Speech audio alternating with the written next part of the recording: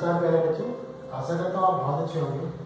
प्यारे बच्चों, अब तक हमने जवाहर नवोदय विद्यालय का जो पहला सेगमेंट था मेंटल एबिलिटी टेस्ट, जिसे हमने शॉर्ट में एमएटी कहा था, वो लगभग हमारा पूरा हो चुका था। उसमें हमने 10 चैप्टर का अध्ययन किया था और उसके बाद हमने मैथमेटिक्स का भी सेक्शन था जिसमें हमने अरिथमेटिक की बात की, जिसे हमने शॉर्ट में कहा था न्यूमेरिकल एप्टीट्यूड टेस्ट, या आप कह सकते हैं आंकिक योग्यता परीक्षा। उसमें लगभग आपके टॉपिक थे 19 में से लगभग हमने 16-17 टॉपिक पर चर्चा की। कैसे क्वेश्चन आपसे पूछे जाएंगे, क्या बेसिक कॉन्सेप्ट होता है, किस तरह के क्वेश्चन की हमें प्रैक्टिस करनी है और किस तरह की पॉसिबिलिटी है क्वेश्चन आने की, उन सब पर हमारी बहुत अच्छी चर्चा रह चुकी है और उसमें हमने बहुत कुछ नया सीखा। आज के इस लेक्चर में हम शुरुआत करते हैं बच्चे इसका भाग 3। मैंने कहा जब शुरुआत की थी सिलेबस की तो नवोदय विद्यालय की परीक्षा में मुख्यतः 3 चीजें पूछी जाती हैं आपसे। पहला पार्ट होता है मेंटल एबिलिटी टेस्ट, दूसरा पार्ट होता है न्यूमेरिकल एप्टीट्यूड टेस्ट या एबिलिटी टेस्ट कह सकते हैं, और तीसरा पार्ट होता है पहले जो भाषा परीक्षण, जिसे आप कह सकते हैं लैंग्वेज टेस्ट। और भाषा परीक्षण से यहाँ अभिप्राय हिंदी भाषा से, कुछ बच्चे इंग्लिश भाषा को भी ऑप्ट कर लेते हैं या फिर अन्य वो भाषा जो हमारे पूरे भारतवर्ष में हमारा कॉन्स्टिट्यूशन में 22 भाषाओं की एक सूची देता है, इसमें से कोई भी भाषा आप प्रयोग कर सकते हैं, लेकिन उनमें से लगभग 20 भाषाओं को नवोदय विद्यालय प्रेफरेंस देता है। तो उन भाषाओं से संबंधित इस तरह के गद्यांश या एपिक पार्ट से संबंधित क्वेश्चन पूछ लिए जाते हैं। तो आज की हमारी चर्चा रहेगी भाषा परीक्षण का अध्याय 2 जो है एपिक पार्ट, इसे इंग्लिश में कहते हैं जो अनसीन पैसेज।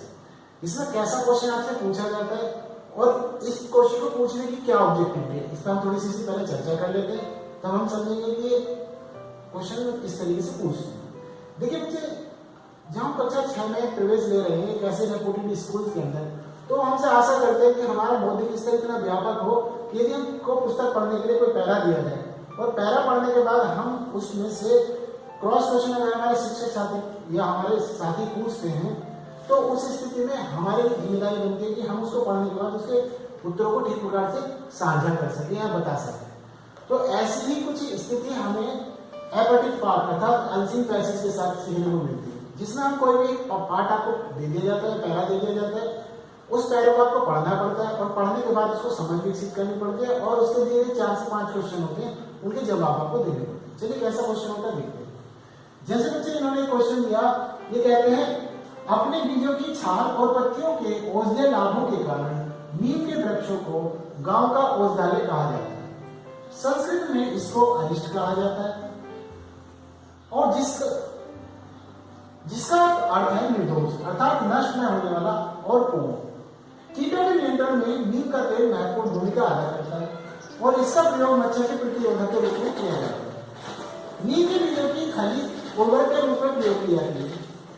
खली आप जानते हैं, इसकी जो बीजों से बनती है खेतों में प्रयोग की जाती है यूरिया के तौर पे, जैसे हम उर्वरक के तौर पर प्रयोग करते हैं यूरिया, वैसे इसका प्रयोग किया जाता है। टहनियों का प्रयोग दातुन के रूप में किया जाता है जो कि ब्रश की भांति प्रयोग किया जाता है। मक्खियों और पशुओं की कृमियों पर इसके नियंत्रण के लिए छाल जड़ का उपयोग किया जाता है। ये इतनी बात आपसे कही और इतनी बात करने के बाद आपसे कुछ प्रश्न इन्होंने पूछे।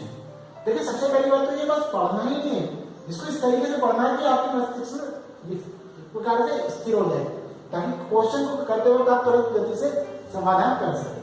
तो हमने देखा इसमें नीम के पेड़ के विषय में चर्चा की गई। क्वेश्चन ऐसे ही पूछ सकता है दिए हुए एपिक पार्ट के अंदर किस विषय पर चर्चा की गई, तो यहाँ पे नीम के वृक्ष के गुणों के बारे में चर्चा की गई, उसके विभिन्न भागों के क्या क्या उपयोग हो सकते हैं उस पर चर्चा की गई, उसका संस्कृत में नाम क्या होता है अरिष्ट, उस पर चर्चा की गई। साथ साथ ये भी बताने की कोशिश की है कि जो नीम होता है उसका वास्तविक अर्थों में एक विशेष नाम से उसे संज्ञा दी जाती है निर्दोष, जिसका विशेष नहीं होता है कभी भी नष्ट न होने वाला या पूर्ण। तो ये छोटे छोटे जो शब्द से प्रयोग हुए ये हमें बहुत अच्छे से समझ आने चाहिए।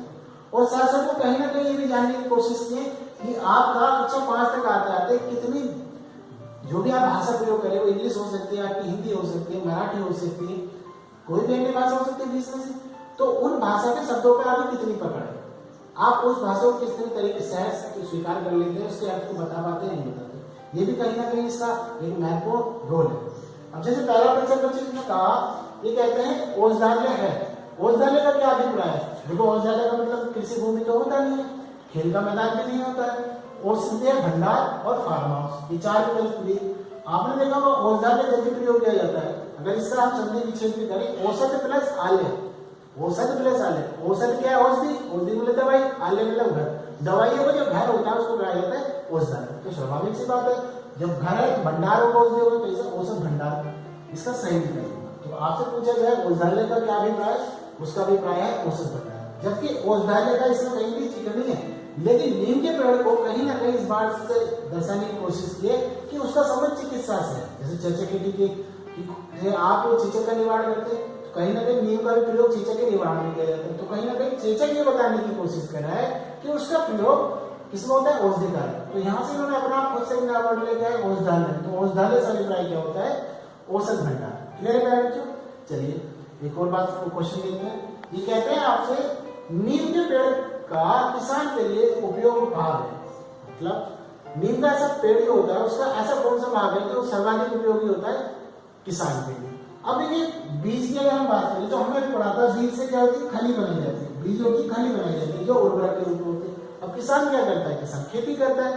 खेती करता है तो स्वाभाविक सी बात है, खेती करने में उर्वरक चाहिए। उर्वरक किससे बनता है? नीम के बीजों से बनता है। तो बीज इसके लिए सर्वाधिक उपयोगी होते हैं। लेकिन एक बात और आपको याद रखनी है, जो पत्तियां होती हैं वो पत्तियों से भी अगर गोबर में डाल दिया तो उससे खाद ऐसा बनता है जिसमें कीड़े नहीं लग सकते। उन पर जो उससे होने वाले पेड़ पौधे होंगे उसमें कभी कीड़ा नहीं लगेगा।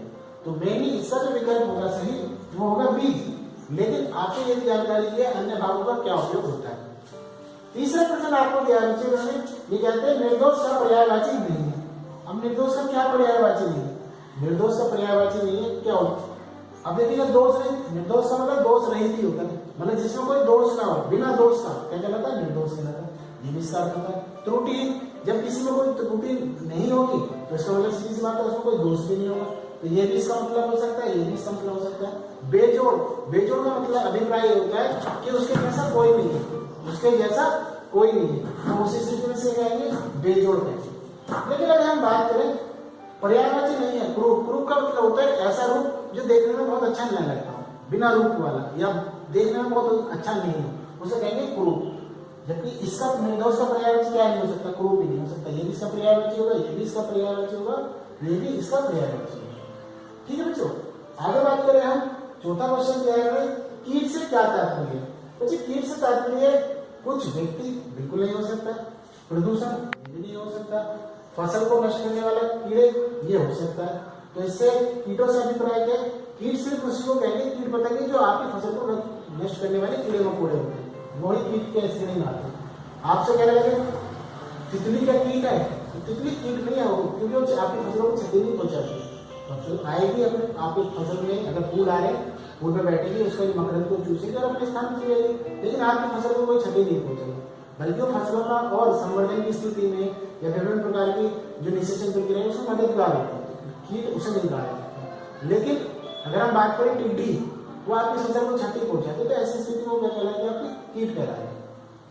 पांचवा प्रश्न दिया है बच्चों इसमें, ये कहते हैं आपसे कि गाँव में नीम का उपयोग दांतों के ब्रश करने के रूप में किया जाता है। अब आपको दांतों के ब्रश करने में क्या करते हैं? आप टहनी का प्रयोग करते हैं, नीम की टहनी का। जड़ तो आप यूज करते हो नहीं, बीज भी आप यूज नहीं करते, पत्ते भी नहीं करते, तो इसका सही विकल्प होगा टहनी, और इसका सही विकल्प होगा ठीक है, और इसका सही विकल्प होगा।